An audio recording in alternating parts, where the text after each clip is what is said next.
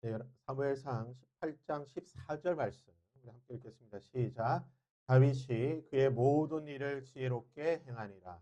여호와께서 그와 함께 계시니라. 네. 오늘 말씀의 제목은 한문으로 썼죠. 한문으로 쓰면 보통 이제 아는 체 하려고 쓴 거예요. 여주동행. 박윤선 목사님께서 제자들이나 지인들에게 휘호를 쓸 때 좀 글을 써주세요 하면 휘호로 썼던 말이 여주, 주와 함께 동행하는, 주와 함께 가는 거, 항상 주와 함께 사세요라는 뜻으로 이렇게 써줬다고 하는데요. 오늘 여주동행, 다윗의 삶이 바로 이 여주동행. 다윗이 어떻게 하나님과 함께 했고 하나님이 다윗과 함께 하실 때에 어떤 은혜를 베풀어 주셨는지 보도록 하겠습니다. 하나님은 다윗과 함께 하셨습니다. 하나님께서 동행한 다윗은 만사 형통의 은혜를 누리게 됩니다. 자, 전체적인 말씀을 보시게 되면 골리앗을 죽인 다윗의 인생은 승승장구한 것 같습니다. 하지만 주의 백성이 잘 되는 것을 우리 원수가 가만히 보고 있지는 않습니다. 우리가 잘 나갈 때 꼭 원수가 방해를 하게 되죠. 다윗에게는 어려움이 찾아오게 되지만 하나님이 함께 하심으로 말미암아 지혜롭게 이 모든 어려움을 극복해내게 되는 것을 보게 됩니다.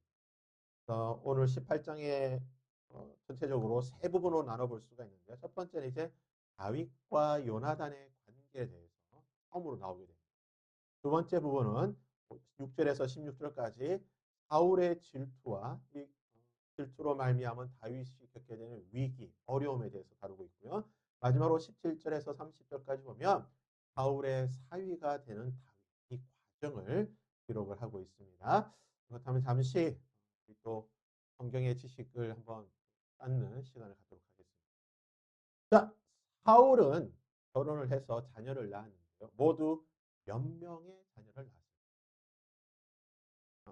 오늘 본문에 보면 이제 사울의 딸들이 나오는데 사울이 모두 몇 명의 자녀를 낳았는지 정답은요.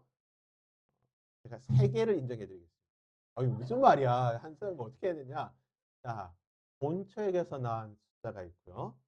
섭액에서 낳은 숫자가 있고 둘을 합친 숫자가 있어요. 그러니까 총 3개의 숫자가 있는데 그 중에 하나만 맞아도 8개 중에 3개니까 확률적으로 거의 한 20% 이상 되죠. 20, 30% 됩니다. 3개 중에 하나만 맞아도 정답으로 인정을 해드리겠습니다. 자, 모두 몇 명의 자녀를 낳았어요? 섭과 본처와 합이 몇 명이 될까요? 몇 명일까요? 이거 거의 자, 4번 4명? 4명 낳았다고? 믿음이 적은 자예요. 생육하고 번성하라고 했는데. 자, 몇 명 낳았을까요? 2번? 3번? 첩과 본처와 첩이 있는데 겨우 2명, 3명? 2명. 네, 맞습니다. 첫 번째 섭액에서 2명을 낳아요. 우리 맞췄기 때문에 정답을 고를 수 있는, 상품을 고를 수 있는 시간을 줄 텐데 오늘 상품은 2가지가 있어요. 자, 무려 시가 7,900원에 상당하는 메가박스의 더블 카라멜 팝콘이 있습니다. 그냥 카라멜 아니라 더블 카라멜 됩니다. 더블 카라멜과 터키에서 직수입된 이건 이제 남막이라고 하는 터키 우리가 치면 두바이 초콜릿 같은 터키에서 나오는 초콜릿이 있어요. 굉장히 터키 여행 가시면 튀르키예 여행 가면 또 사오는 제품인데 제가 튀르키예 간 건 아니고 저도 이것을 저렴하게 나왔기 때문에 원 플러스로 산 겁니다. 자, 둘 중에 하나를 고를 수 있는. 자, 둘 중에 뭐? 팝콘? 질보단 양으로. 나중에 여기 앞에 놓을 테니까 받아가시고. 자, 마지막 그러면 자, 하나가 더 남았어요. 자, 이걸 받아갈 수 있는. 자, 몇 번? 5번. 믿음이 적은 자요. 네. 몇 명을 했을까요? 자, 마지막 한 번의 기회. 몇 명일까? 그 다음에 이제 6, 7, 8 중에 하나잖아. 몇 번일까요? 찍어봐요. 30%, 33% 확률. 아니, 66%구나. 셋 중에 지금 뭐지? 정답만 아닌 거 찍은 거야? 몇 번? 8. 정답. 모두 8명을 낳았어요. 그러니까 본초에서 좀 이따가 초클렛. 본초에서 6명, 첩액에서 2명. 그래서 모두 8명을 낳았고요. 아들이 6, 딸이 2. 그러니까 성경에 기록된 것. 첩이 더 많았겠지만 성경에 기록된 걸로 보면 아들이 6, 딸이 2. 본처에서는 6명, 첩액에서는 2명 나왔습니다. 보면 사무엘상 14장 49절에 보면 사울의 아들은 요나단, 장남이죠. 요나단과 이스위, 리스위라고 하는 이스위와 말기수아와 그의 두 딸의 이름은 메랍, 본문에 나오는 메랍과 작은 딸이 미갈. 이거 지금 5명이 나오죠. 여기는 5명이, 원래는 이제 본처에서 난 사람이에요. 6명인데 1명이 빠졌어요. 그 1명이 누구냐? 이제 뒤에 나오는데요. 사울의 아내의 이름은 아이노아미니, 아이노마스의 딸이요 그의 사령관의 이름은 아비넬이 사울의 숙부 넬의 아들이다. 그러니까 이 사촌에 뭐 이렇게 되는 거예요. 역대상 8장 33절에 보면 넬은 기스를 낳고 기스는 사울을 낳고 사울은 요나단과 말기수아와 아비나답 3명은 똑같아요. 그러니까 아까 그 이스위가 아비나답이에요. 요나단과 말기사와 아비나답을 넣고 1명이 더 있죠. 에스바를 낳았어요. 총 4명을 넣게 됩니다. 딸 둘, 아들 넷 낳았는데 이 에스바를 왜 뺐냐? 에스바의 이름이 나중에 보시게 되면 그 사무엘하 11기로 가게 되면 에스발이 이스보셋이에요. 근데 에스발의 이름의 뜻이 뭐냐면 바알의 사람이에요. 이름 자체가. 왜 사울이 이라는 이름을 지었는지 모르겠는데 그러다 보니까 사무엘서는 이름이 빠졌다가 뒤에는 이제 다시 에스발이라고 나오게 되고 이스보셋이 훗날에 누구냐면 사울의 왕권을 이어받아서 다윗과 대립관계에 있던 왕이에요. 그러니까 사울 왕제에서는 모두 왕이 2명이 나왔는데 사울과 이스보셋 2명이 나오게 되는데 이스보셋이 다시 다윗과 대립하게 되고 결국은 이스보셋이 죽고 다윗이 전체 이스라엘 왕국을 차지하게 됩니다. 본체에게서는 모두 이렇게 6명이 낳게 되고 첩에게서는 사무엘하 3장 7절에 보면 사울에게 첩이 있으니 이름은 리스바요 아야의 딸이었다. 그러니까 리스바라고 하는 첩이 있었는데 이 첩이 아들을 2명 낳게 되는데요. 사무엘하 21장 8절에 보면 왕이 이에 아야의 딸 리스바에게서 난 자 곧 사울의 두 아들 알모니와 무비보셋. 그 2명 있죠. 알모니와 무비보셋이라는 두 아들이 있습니다. 이 아들을 왜 주냐면 나중에 이제 그 기본 사람들이 우리의 원수를 갚아 주시옵소서. 우리가 사울 때문에 우리가 큰 어려움과 멸족의 위기를 겪었는데 그래서 우리가 우리가 한을 품었는데 우리가 이 한이 뿌리지 않으면 하나님께서 재앙을 내리시고 이 이스라엘 땅 가운데 재앙을 내리실 건데 우리의 한을 풀어 주시옵소서. 그러니까 다윗이 그럼 어떻게 하면 우리가 한을 풀어 주겠냐? 내가 한을 풀어 주겠냐? 그래서 어떻게 한을 풀고 하나님께 기도해 주겠냐라고 했을 때에 이 기본 족속이 뭐라고 말하냐면 사울의 아들 7을 우리에게 달라. 우리를 죽였던 그 사울의 후손들 7명을 우리에게 주면 우리가 그들을 죽일 테니까 우리가 원수를 갚을 테니까 그러면 하나님께서 이 땅에 비를 내리시고 다시 회복시켜 주실 겁니다 했을 때에 다윗이 7명을 누구로 주냐면 사울의 첩이었던 알모니와 무비보셋 그리고 메랍 첫 번째 자신과 결혼하기로 했지만 결혼하지 않고 나오던 무홀라 사람과 결혼하였던 이 사람의 아들 5명, 총 7명을 기본 3절에 주고 이 사람들이 그 사람들을 죽이고 하나님께 이스라엘을 위해서 기도했던 그때 썼던 사람들이 그래서 알모니 사울왕의 부인과 성경에 기록되면 아마 더 많았겠지만 성경상에 기록된 사람으로 보면 사울은 아히노암과 리스바라고 하는 두 여인과 결혼하게 되고 6명, 2명 모두 8명의 아들을 낳게 되고 요나단에게서 누가 나오냐면 무비보셋이라고 하는 아들이 나오게 돼요. 그래서 다윗이 요나단과 언약을 맺었기 때문에 이 무비보셋에게 극진히 대접을 해줍니다. 너무나 극진히 대접을 해주는 것을 볼 수가 있습니다. 자, 그래서 이 다윗과 이 요나단, 이 무비보셋을 극진히 사실은 나중에 뭐 이렇게 좀 뒤에 안 좋은 일이 있긴 있지만 그럼에도 불구하고 끝까지 무비보셋을 보살펴주고 잘 대해줬던 이 이유 왜냐하면 요나단과의 우정 때문에 그렇는데 1번 문제 한번 보겠습니다. 요나단은 다윗을 처음 본 순간 내 영혼에 생각하게 되고 요나단이 다윗에게 뭘 주냐면 우정의 선물을 주게 됩니다. 우리의 우정이 영원히 번창하고 우정의 선물을 주게 되는데요. 어떤 우정의 선물을 주게 됩니까? 우리가 읽었던 본문 18장 4절에 보면요. 요나단이 자기가 입었던 겉옷을 벗어 다윗에게 주고 자기의 군복과 칼과 활과 띠도 주었다라고 말하고 있습니다. 뭘 줬습니까? 우정의 선물로. 다윗을 봐. 우리의 우정은 영원히 변치. 내가 나는 너의 친구, 너는 나의 친구, 우리 영원히 함께 가자라고 그 우정을 맹세하면서 주었던 것이 뭡니까? 겉옷과 군복과 칼과 활과 띠를 줬다. 여기서 우리가 좀 살펴볼 게 뭐냐면 겉옷이라고 하는 것은 무슨 그냥 우리 겉옷 이거 준 게 뭔 대단한가 싶지만 이 당시에 겉옷이라고 하는 것은 그냥 단순히 하나의 옷이 아니에요. 왜냐하면 이 시대는 이 식물을 이렇게 옷을 만드는 직조 기술이 좀 안 좋았기 때문에 옷이라고 하는 것이 상당한 고가의 제품.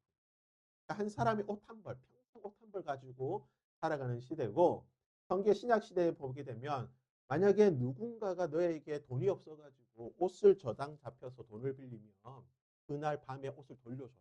무슨 일이 있더라도 돌려. 왜? 이 옷이 뭐냐 그냥 단순하게 낮에는 그냥 입고 다니지만 밤에는 뭐가 되냐? 밤에 돕고 자는 이불이 될 수 있어요. 이 사람에게는 이 옷이 굉장히 중요한 여러 가지 기능을 하기 때문에 옷이라는 거는 굉장히 중요한데 그냥 그런 겉옷이에요. 중요한 기능을 하는 거지만 그런 겉옷이 아니라 요나단이 누굽니까? 사울의 아들이에요. 장남이에요. 장차 이스라엘을 물려받을 수 있는 장남이에요. 왕손이야. 왕세자. 제자예요. 그렇기 때문에 그가 입었던 옷은 그냥 단순하게 우리가 보는 겉옷이 아니라 무슨 옷입니까? 아, 흰옷. 왕들만 입는 채색옷이라고 하죠. 요셉이 아버지 야곱에게 받았던 옷이 뭐예요? 채색옷. 그 채색옷이 왜 채색옷이냐면 채색옷은 귀족이나 왕만 입는 거예요. 왜냐 그 당시에 염색하는 기술이 없기 때문에 대부분 그냥 무채색, 하얀색이나 아니면 회색이나 하얀색이 때일 것 같으니까 뭐 거무잡잡한 그런 옷들만 입다가 요셉에게는 왕들이 입는 귀족이 입는 채색옷을 줬다. 왜냐하면 이 요셉이 장남이라는 것을 인정해주는 표시로 준 거거든요. 그래서 아마 요나단이 다윗에게 준 옷은 단순한 옷이 아니라 그냥 왕들이 입을 수 있는 아마 그런 옷을 주지 않았을까. 그 군복과 칼과 활과 띠라고 하는 것은 이때 다윗의 직책이 뭐였냐? 군대의 장이었어요. 군대 장관. 한 달의 국방장관이었는데 다윗이 아무것도 없는 거예요. 그냥 뭐 목동 치듯이 그냥 겉옷만 입고 다니니까 안 된다. 네가 장교니까 제일 우리 이스라엘 군대의 제일 높은 사람인데 그에 걸맞는 복장을 해야 된다고 해서 자신이 입고 있던 군복과 칼과 활과 무장을 다 줬던 그 직위에 걸맞는 직책에 걸맞는 이것을 줬던 거예요. 그래서 요나단이 얼마나 다윗을 좋아했는지 우리 볼 수가 있는 장면인데요. 요셉이 입었던 채색옷 그리고 이스라엘 백성들에게 이런 칼라의 옷을 입을 수 있는 사람은 누가 입느냐? 대제사장. 제사장들과 특별히 제사장 중에서 대제사장이 있죠. 왜냐하면 온갖 제사장의 옷을 보면 파란색 겉옷을 입게 되고 거기에 에봇을 거칠 때 에봇도 굉장히 화려한 거죠.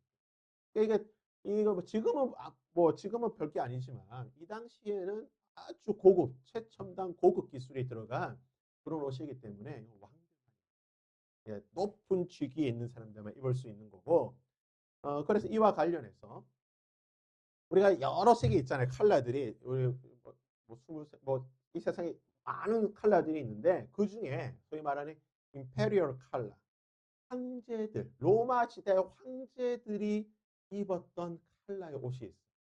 황제들은 보통 이 색의 옷을 입고 다닙니다. 그래서 로마 시대 때나 이후의 시대에도 이 옷은 황제의 색깔이다. 평민이 입으면 큰일 나. 왕족이나 또는 귀족들만 입을 수 있는 컬러의 옷이 있습니다. 무슨 색일까요? 무슨 색? 성경에는 이제 자주색이라 나오죠. 자주색. 영어로 뭡니까? 보라색이죠. 이 색이에요.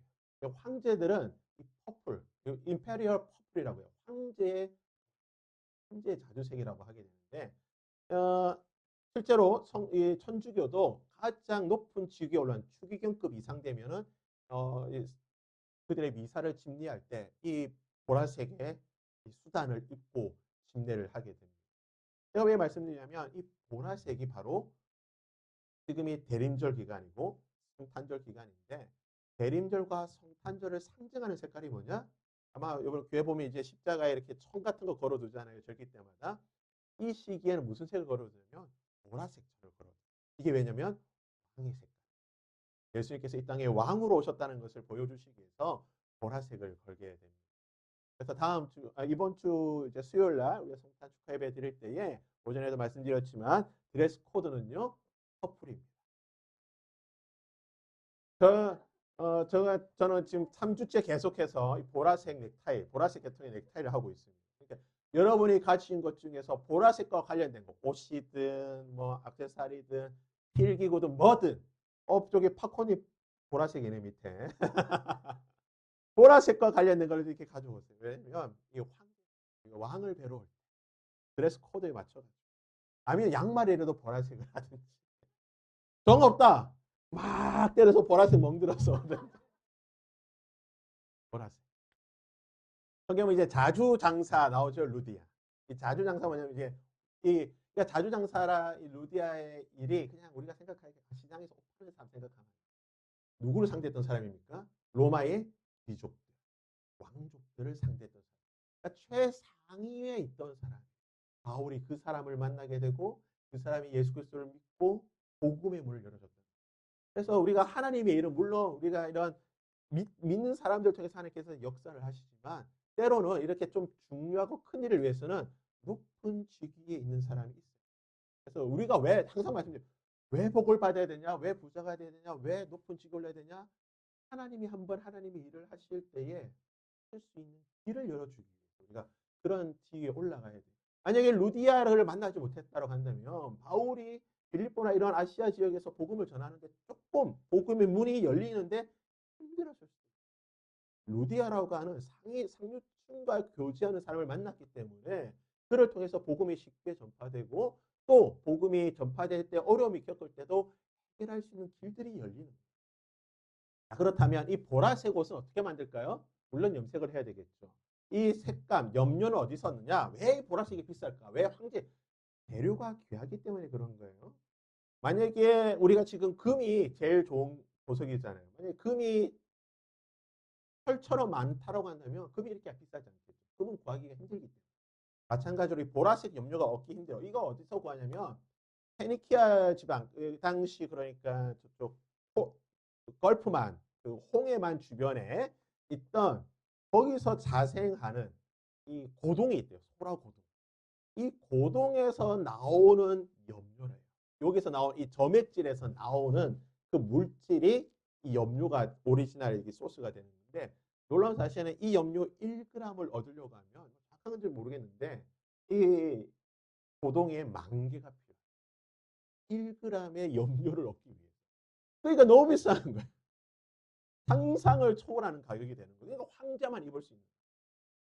이런 식으로 해가지고 각각의 고동에서 나오는데 재미있는 사실은 각 고동마다 뽑을 수 있는 색깔이 다르다고 합니다. 그러니까 실제로 이렇게 고동마다 색깔이 다르고 어떤 거는 좀 빨간 게 나오기도 하고 어떤 거는 좀 보라색이 나오고 어떤 거는 좀 자주게 이렇게 컬러가 좀 다르게 나오고 해서 또 황제가 입는 그런 컬러는 그 특정 지역에서 나오는 고동을 쓰게 되는 거예요. 그러니까 자동적으로 비슷한 거고 되는 거죠. 좀 전에 말씀드렸지만 우리 대림절의 색깔은 퍼플 컬러. 그래서 교회가 보통 이 시기에는 보라색으로 많이 하는데 안타까운 것은 뭡니까? 그러니까 사탄이 정말 나쁜 놈이라는 게 뭐냐면 동성애자들을 상징하는 컬러가 무슨 색깔이에요? 보라색이에요. 그 옆에 텔레토비 이래도 나이가 인증이네. 보라돌이 뚜비나나 텔레토비에 보면 4명의 그 이상한 외계의 동물들이 나오잖아요. 거기에 보라돌이가 동성애 게이 캐릭터예요. 보라돌이 캐릭터 자체. 왜 보라색으로 했냐? 이 보라색이 그 동성애를 상징하는 거예요. 그래서 동성애 모임에 가게 되면 대부분 무지개 아니면 보라색. 이게 왕의 색깔이 귀한 색깔을 사탄이 참 이게 타락시키고 왜곡시키는 걸 보면 사탄이 전략이 항상 그래요. 하나님의 가장 존귀하고 귀한 것을 왜곡시키고 타락시키고 변질시키는 건데 성탄절도 변질시키고 모든 귀한 것을 다 변질시키는데 보라색의 의미도 그렇게 변질시켜요. 그래서 교회가 보라색을 쓰게 되면 굉장히 조금 불편해하잖아요. 왜냐하면 이 색깔 자체가 일반적으로 동성애와 관련이 되는 색으로 많이 인식이 돼 있기 때문에 그렇지만 그럼에도 불구하고 똥이 무서워서 피합니까? 우리가 더러워서 피하는 거고 우리가 우리의 나름대로 의미를 부여하고 쓰면 되는 거니까 우리 25일은 커플 데이로 해서 이제 커플을 딱 맞춰서 오도록 하고요. 여기 보면 이제 로마 군인의 복장이 우리가 잘 알고 있는 전신 갑주. 여기서 허리띠와 군복과 이런 활과 칼을 주었다고 하는 것은 군대의 장에 맞는 모습을 주기 위해서 줬다는 겁니다. 그렇다면 원조 브로맨스 다윗과 요나단입니다. 브로맨스가 무슨 뜻입니까? 브로맨스가 2명 이상의 남성 사이에서 형성되는 매우 친밀한 중요한 것은 성적이지 않는 관계를 말합니다. 우리가 브로맨스를 오해하면 안 돼요. 어떤 동성애 관계가 아니라 남자의 깊은 우정을 다루는 그런 관계를 이 브로맨스라고 합니다. 근데 이제 이게 좀 요즘은 많이 변질이 되어서 어떤 성적인 의미, 동성애적인 의미를 많이 부여시키는데 그래서 성경 비평학자들은 다윗과 요나단의 관계를 단순히 이 우정, 브로맨스가 아니라 동성애 관계로 보는 사람들. 이게 연인과의 사랑에서 보듯이 그런 사랑의 고백을 하고 이 관계가 그래 되는 거 보고 단순히 우정이 아니다. 이렇게 그래서 성경 또 동성애를 이렇게 뭐 한다. 다윗과 요나단이 그렇다라고 비평학자들이 이야기하는데 성경에 보면 단 한 구절도 다윗과 요나단이 동성애의 관계로 표현하지 않아요. 단지 그들의 깊은 하나님 말씀 안에서 서로에 대한 사랑, 우정, 이 깊은 우정의 관계를 맺고 있다는 것을 말하고 있는데 왜 이렇게 사람들이 생각하냐? 고대 사회에서는 이 젊은 남성들 사이에서의 동성애가 특별히 군인 집단 내에서 동성애가 일반적이에요. 그리스의 스파르타 군대 여기에서 이 남성 간의 동성애 관계 군대 안에서 우리나라도 마찬가지입니다. 우리나라 삼국사기나 이런 신라 시대의 기록을 보게 되면 신라 화랑들이 실제로 그들이 동성애 관계였다는 것이 기록이 많이 남아 있어요. 그러니까 이 당시 그 고대 보편적인 문화를 보게 되면 군대 안에서의 젊은 남성은 동성애 관계이기 때문에 그래서 비평학자들이 그런 당시 문화와 관점에서 성경을 보게 되니까 다윗과 요나단도 그런 관계 아니야? 어떻게 뭐 서로의 사랑, 내가 너를 뭐 사랑하고 우리가 서로 뭐 네 가족 내 가족 어떻게 책임지고 뭐 어떻게 이런 표현들이 너무 동성 관계 아니냐? 하지만 성경은 어디 한 군데도 이들이 동성애 관계라고 말하죠. 오히려 그리스도 안에서 하나님 안에서 우리가 가져야 될 참된 우정이 어떤 깊이인지를 보여주는 관계라고 볼 수 있습니다. 하다 보니까 이제 우정 선물을 많이 하죠. 우리 다윗과 요나단은 보면 다윗은 안 줘. 다윗은 없으니까 요나단이 안 주는데 요나단은 가진 게 많으니까 옷도 주고 이렇게 많이 줬죠. 이제 학교 다니면서 우정 선물 많이 주고 좀 우리 없으니까 이제 뭐 팔찌 뭐 1,000원짜리 2,000원짜리 사서 이렇게 교환하고 키링 같은 거 하죠. 이런 것도 있더라고요 보니까. 양말입니다 왼쪽에. 실제 발이 아니에요. 자세히 보면 양말이야. 양말 우정 양말을 사서 신더라고 어디 여행 갔을 때 우정 양말 아니면 이렇게 우정 티 같은 거 맞춰가지고 여행 가는 거 말이죠. 서로의 우정을 확인하는. 성경에 보면 이런 우정의 관계를 맺었다. 나이를 초월해서 우정의 관계를 맺었던 것도 있고 그런 모습들을 보게 됩니다. 자 다윗은 사울의 창을 피하게 되는데 몇 번 피합니까? 피하죠. 11절에 2번입니다. 그가 스스로 이르기를 내가 다윗을 벽에 박으리라고 사울이 창을 던졌으나 다윗이 어떻게 했다? 그 앞에서 2번 피했다. 2번을 딱딱 피하게 되는 거죠. 다윗이 상당히 몸이 그렇죠? 날렵합니다. 2번 피합니다. 이 그림이죠. 사울이 귀신의 악령에 들려서 어쩔 줄 모를 때 창을 던질 때 이것도 놀라운 사실이에요. 왜냐하면 악령에 눌려가지고 악령에 의해서 조종당했을 때 창을 던지면 뭡니까? 초인적인 능력이 나오는 거예요. 정말 정확도를 가지고 탁 던졌을 건데 악령보다 더 높은 게 뭡니까? 성령에 충만한 다윗이.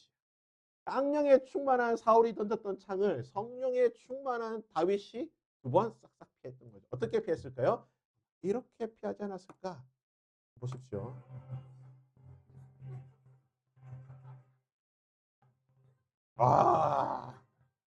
여보세요. 이렇게 피하지 않았을까? 야, 놀랍게 피하죠? 예. 하나님의 능력이 임하게 되면 아무것도 아니고 뭐 악령이 뭐 창을 100개를 던져도 아마 다 피했을 거예요. 그렇다면 왜 사울이 다윗을 죽이려고 했는가? 이것은 첫 번째 다윗의 대중적인 인기가 있었죠. 노래가 부르죠. 사람들이 나와서 노래 부르죠. 사울은 천천히요. 다윗은 만만히. 다윗의 인기가. 질투죠. 이게 자신이 왕이었는데 나보다 더 인기 있고 나보다 더 유명한 사람이 있다는 것에 대해서 불안감이. 우리 목사님들 사이에서는 이런 불문율이 있어요. 부목사는 절대로 담임 목사님보다 설교를 잘합니다. 내가 아무리 설교를 잘해도, 내가 아무리 능력이 좋아도 절대 담임 목사님보다 잘하면 안 돼요. 혹시나 담임 목사님보다 잘했다. 그러면 그 다음 주 혹시 설교를 있으면 죽을 써요. 그래서 내가 담임 목사님보다는 못하다는 것을 보여줘야 돼. 왜냐? 그러다가 성도들이 목사님, 봉사님 설교 좋습니다. 설교 은혜 받았습니다. 그걸 담임 목사님이 보게 되면요. 담임 목사님이 다음 주에 사무실에서 방을 빼라 라고 이렇게 명령이 내려오는 경우들이 왕왕 있어서 우리 부목사들, 부교육자들에게는 하나의 불문율. 담임 목사님보다 더 뛰어나게 해서는 안 된다. 참 또 그렇죠. 이게 현실입니다. 직장도 마찬가지예요. 직장에서 누구보다 훨씬 높게 뛰어오르면 뭡니까? 눈치 보이는 거예요. 공직은 다르지만 일반 사기업에서는 능력이 뛰어나면 스카우트 되든지 아니면 어떻게 됩니까? 못이 뛰어오르면 내듯이 둘 중에 한 가지. 근데 지금 다윗이 워낙 인기가 높으니까 왕권에 대한 불안감이. 이미 사무엘이 뭐라고 말했어요? 하나님께서 너를 버리셨다. 새로운 왕을 세우실 것이다. 이미 말을 해놨는데 그 예언의 말씀을 알고 있는 상황에서 지금 다윗이 높으니까 다윗이 기름 부음 받았는지 안 부음 받았는지 몰라. 모르지만 좌우지간 잠재적인 위협 세력이 되는 거예요. 그러다 보니까 불안하죠. 그리고 세 번째 이유는 뭐가 있을까요? 악령이 그렇죠. 악령이 어떻게 해서든 죽이려고 하나님의 백성이 되는 것을 보지 못해요. 원수가 예수님께서도 실제로 십자가에 달리시기 전에 죽음의 위기를 몇 번 넘기죠. 악령이 사람들을 조종해서 예수님을 죽이려고 몇 번을 시도를 하게 돼요. 하지만 하나님의 은혜 가운데 예수님께서 다 그 모든 죽음의 위험을 넘기시고 마지막 십자가의 죽으심으로 구속의 사안을 완성했어요. 다윗도 자신의 왕이 되기 전까지 수많은 죽음의 위기를 넘기고 어떻게 해서든 원수는 하나님의 백성들이 하나님의 일을 해나간 것을 방해하려고 하기 때문에 그렇다는 거예요. 이 문제로 인해서 결국은 다윗이 어떻게 됩니까? 원래는 다윗이 군대의 장, 사령관, 그리고 장관이었는데 뭐로 강등이 됩니까? 부장으로. 오늘 본문의 말씀 보면 다윗이 군대의 장에서, 그래서 요나단이 군대의 장에 맞는 복장을 줬는데 뭐로 강등됩니까? 천부장으로 강등당합니다. 오히려 이것이 다윗에게는 유익함이 되었습니다.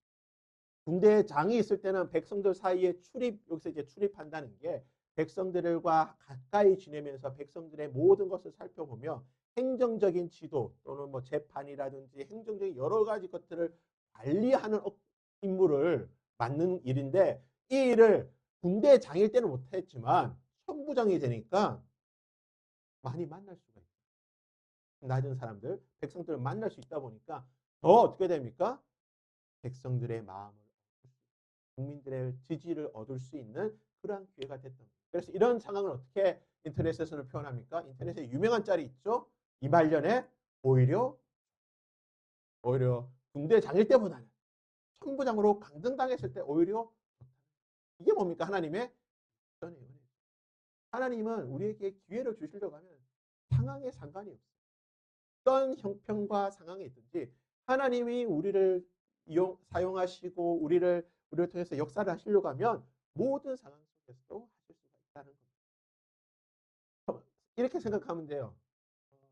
군대의 장에서 천부장이 됐다는 것은 우리나라 역사 가운데, 군 역사 가운데도 있죠. 1979년에 12.12 사태가 일어나고 난 뒤에 소위 말해 이제 서울의 봄을 통해서 그때 45년 만에 우리가 비상계엄이 됐지만 1979년에 비상계엄이 선포되었을 때에 그때 비상계엄 사령관이 누구였냐? 정승화 육군참모총장 별 4개였어요. 이 사람이 박정희 대통령이 시해당하고 난 뒤에 비상계엄 상황의 그 사령관이었는데 전두환이 정권을 잡으면서 이 사람을 체포하고 별 4개 우리 지금 군대 장이잖아. 별 4개 포스타에서 2등병으로 강등시켜가지고 한평생 군에서 있다가 육군 참모총장, 육군의 넘버1이었다가 2등병으로 강등당해서 그러다가 그 눈물의 시간을 보내다가 그날에 이제 법에 의해서 다시 복권이 되긴 했지만 이런 경우가 있다는 거예요. 다윗이 이런 경우예요. 군대 장으로 있다가 어느 날 갑자기 2등병이 돼요. 그렇지만 뭐라고요? 오히려 좋아 같은 상황이 된 거죠. 지금도 이런 상황이 있죠. 참 좀 안타깝죠. 이 박안수 육군참모총장이죠. 이 사람도 별 4개, 육군참모총이 이제 별 4개인데 지금 이제 비상계엄 사태로 인해 가지고 지금 이제 구속이 되었어요. 아마 추측컨대 이 사람도 다만 불명예 제대를 당할 거예요. 불명예 제대 당하면 다 이등병으로 강문당하는 건데 참 안타까운 건 이 박안수 대장 같은 경우는 믿음이 참 좋은 분이라고 하죠. 이름이 안수잖아요. 안수 집사예요, 실제로. 그 국방부 한국 우리나라 전체 기독 장병들 신우회 회장이신데 매주 가서 기도도 하시고 제가 들은 바로 직접 이야기하셨는데 비상계엄 이날 발령되는 그날 12월 3일 또 오전에 그 예배 때 가서 기도하고 기도에 있어가지고 아침에 기도하고 출근했는데 밤에 가니까 지금 이 사태가 벌어져가지고 어떻게 될지 모르겠는데 안타까운 경우긴 해요. 근데 아마 이분들도 아마 거의 다 이등병으로 제대하지 않을까 생각이 됩니다. 아무튼 하나님께는 모든 게 기회가 되는 거예요. 군대 장일 때도 기회가 되지만 천부장으로 강등돼도 하나님께서 그것을 기회로 만들어 주시고 하나님과 함께할 수 있는 하나님의 사람으로 함께할 수 있는 은혜를 주신다. 그래서 모든 것은 우리에게 여러분 하나님 나에게 왜 기회를 안 주십니까? 하나님 항상 우리에게 기회를 주십니다. 모든 것은 하나님의 기회가 됩니다. 우리가 준비만 되어 있으면 하나님께서는 언제든지 우리에게 기회를 주신다는 사실을 기억하셔야 되고요.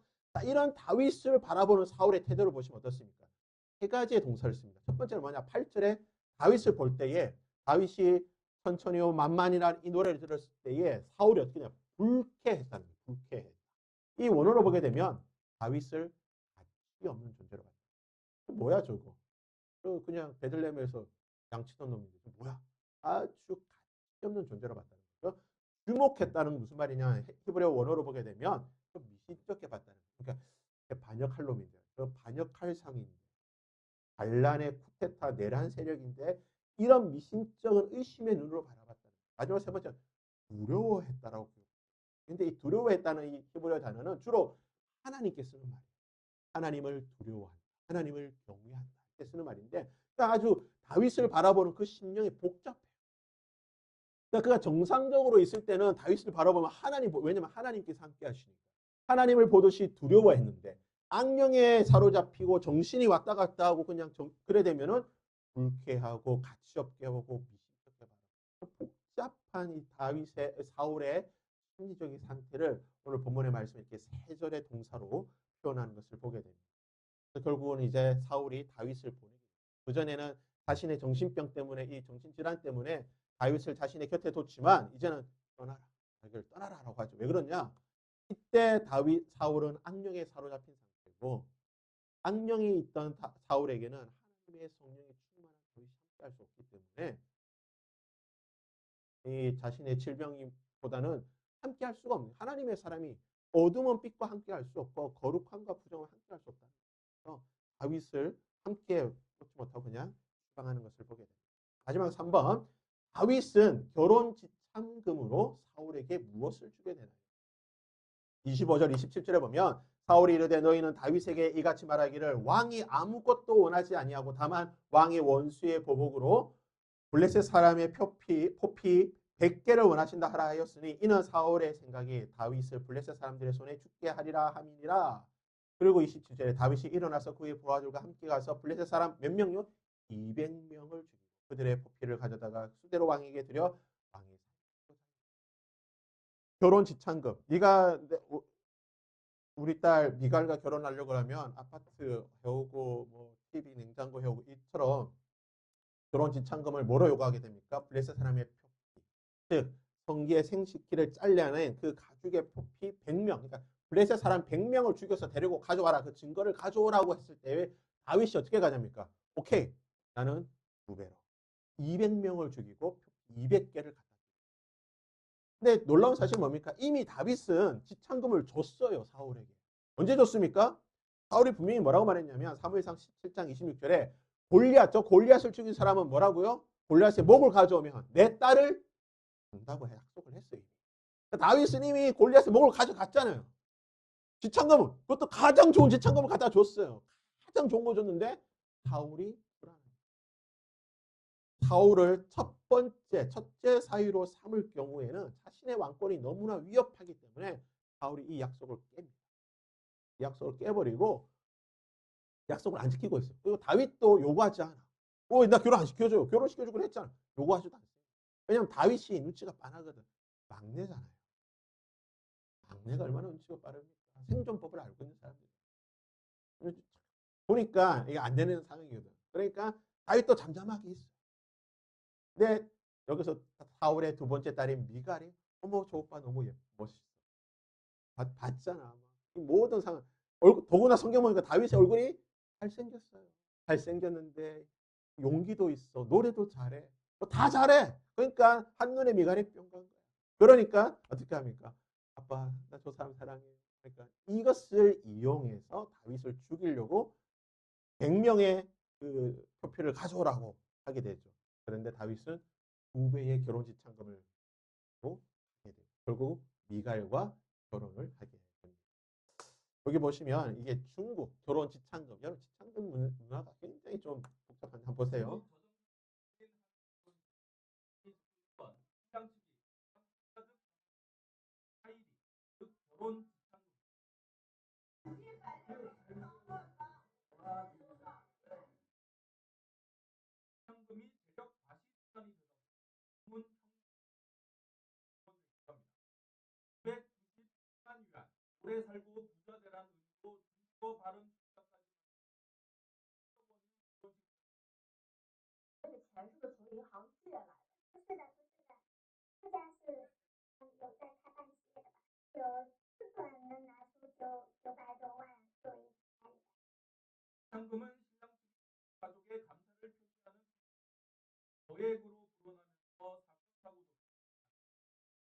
네.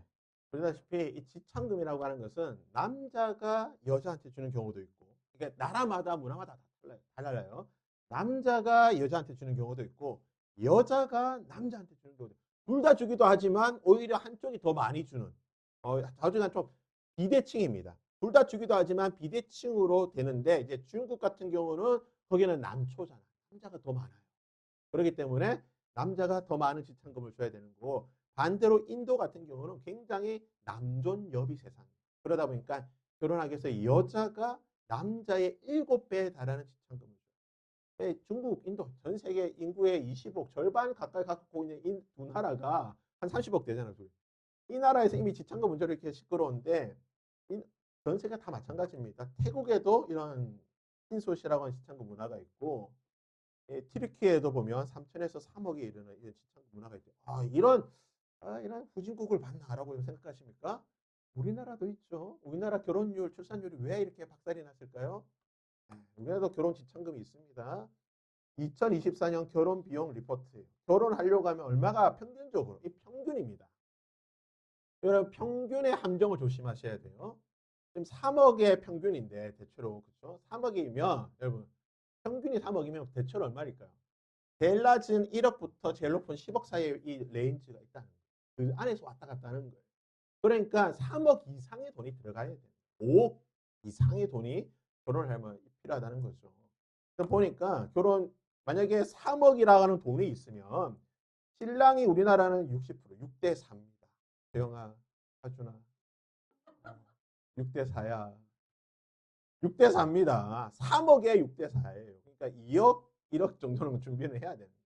언제 2억이라고 뭐 우리나라도 있다. 전 세계가 보편적으로 지창금 문제가 있어서 사회적인 문제고 이미 성경신에도 이미 있다는 걸 보게 되죠. 나중에 이제 사사기에도 보면은 삼손이 지창금으로 이렇게 하는 것도 보게 되죠. 이 다윗이 지창금으로 가져갔던 게 뭡니까? 블레셋 사람의 포피, 성기의 그 피부를 잘라내서 가져갔다는 거죠. 좀 잔인한 것 같지만, 근데 이게 사람을 죽였다는 가장 확실한 표잖아.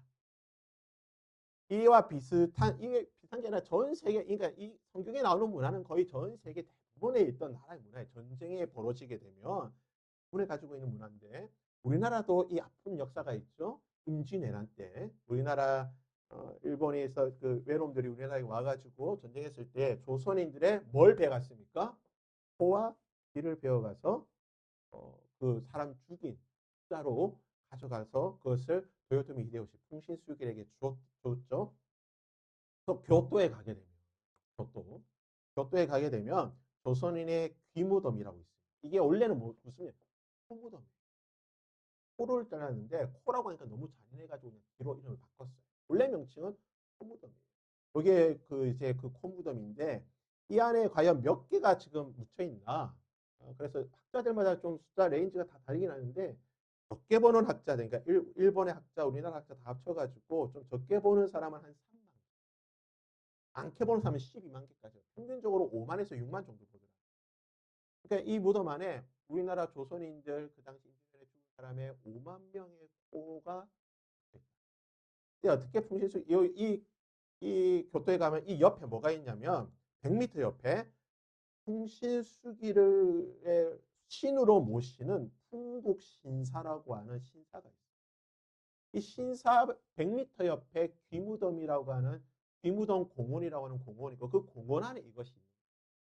그러니까 이러한 역사는 전 세계 다 있는 역사인데 실제로 일본이 이제 이거 기록을 남겨놓은 거 보면은 조선인의 코를 베어가서 일본까지 가야 되잖아요. 배 타고 가면 뭐 한 달씩 걸리잖아요. 썩으면 안 되니까 어떻게 했을까요? 염장, 소금에 염장해서 속에 담아서 그걸 가져가면 그걸 하나하나 다 몇 명인지. 그래서 요건 뭐냐면 실제로 풍신수길 그 당시 있던 코 영수 중에 왼쪽이 조선인 코 몇 개라고 숫자 살렸던 거 그거 갖고 온 사람들 주고 그러면 그걸 그걸로 이제 풍신수길에 상을 받으니까 영수증.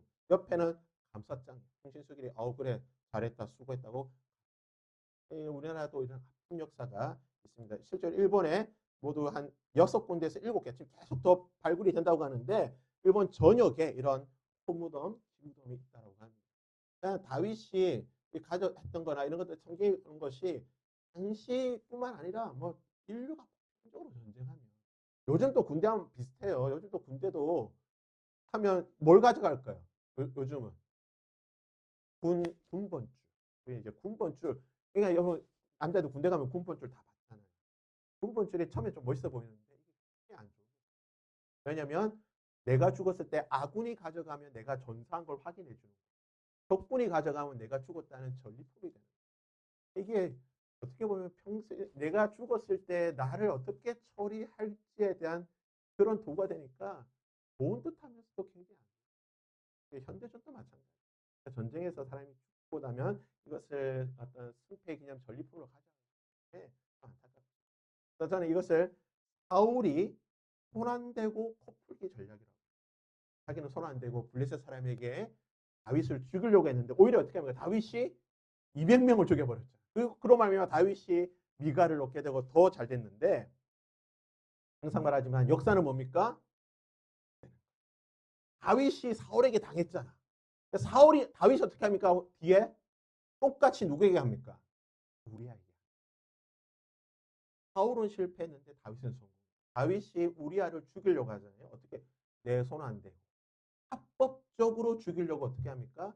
전쟁의 가장 앞에 보내서 화살이 빗발칠 때 다 도망가라. 혼자 놔두고 도망가라. 누구에게 말합니까? 요압에게. 비밀이 블레치령 보내는 거예요. 별동대 조직해가지고 우리아 맨 앞장 세워서 딱 갔다가 화살 쏘면은 다 도망가. 혹시 죽어도 내가 아무 말도 안 할 테니까 꼭 죽여. 다윗이 이런 악한 일을 하게 됩니다. 손 안 대고 코 풀기. 자기가 당해놓고 똑같은 악한 일을 다윗이 참 위대한 하나님의 사람이지만 이런 모습을 보면 다윗 역시 우리처럼 개성에 욕심에 빠져 잡혀 있으면 다윗도 사람이라는 것을 보게 되는 거예요. 오늘 말씀의 결론은요. 다윗이 하나님과 함께 할 때는 위대한 하나님의 사람이에요. 그러나 하나님이 함께하지 않았을 때 다윗 역시 사울과 같이 그런 연약한 사람이었어요. 사울도 하나님이 함께할 때는 하나님의 위대한 사람으로 쓰임 받았지만 하나님의 영이 떠나자 하나님이 함께하지 않다. 악령이 함께했을 때 이 인생이 어떻게 우리가 보게 되는 거예요. 우리는 누구와 함께 하나님과 함께하느냐 한 세상의 권세와 함께 누구와 함께하느냐에 따라서 우리의 인생에 결정되는 거예요. 우리가 항상 주와 함께 나와 함께하여 주셔서 임마누엘의 하나님을 찬양하고 기억할 수 있기를 바랍니다.